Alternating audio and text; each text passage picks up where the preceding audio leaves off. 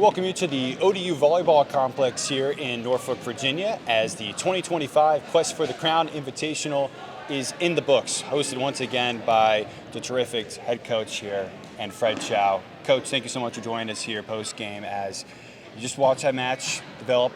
3-0 win for Towson over Old Dominion. What are your initial thoughts coming away from that match? This particular match it was bad. We made it really difficult for ourselves. Towson's a good team, don't get me wrong, but we didn't actually step up to the mark and challenge the way we could have. This weekend, you get 3 matches in 2 days. It's a really just go at it. You got to play 3 big matches straight off the bat.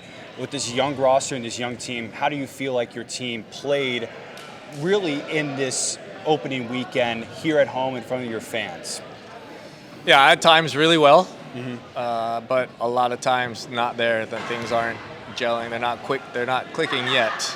You know, we've still got an injury that we have to wait to make sure she heals and she's ready to play again. So we're kind of moving some pieces around, but really there's no excuse for some of the mistakes that we're making.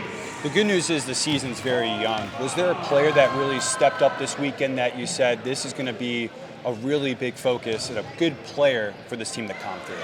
I think moments. Everybody had their moment. I would say overall, Vicky, she's just a fantastic setter. She's experienced. She knows what she's doing. She's in control. We just need to get her connected with the hitters a lot more. Katie and Rita, they're doing a nice job. I think they're going to be bright spots for us a little bit further down the road when they get more experience and they figure out some things, figure out how to score, figure out the tempo we're running and all of that. Looking forward to that. Yeah, so September is full of these weekend blitz where you have a lot of games over the couple of weekends to get things going.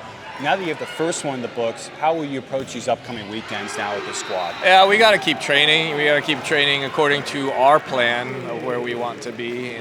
We've got to kind of set this weekend aside, learn what we can from it, but try not to just chase this past weekend's problems. We got to make sure we are staying to our program so that by the end of this September, we're ready for our conference matches. Absolutely. There was bright moments, as you said, Coach, and Old Dominion still looking for their first win of the season, but definitely a step in the right direction. Coach, thank you so much for taking the time to speak with us.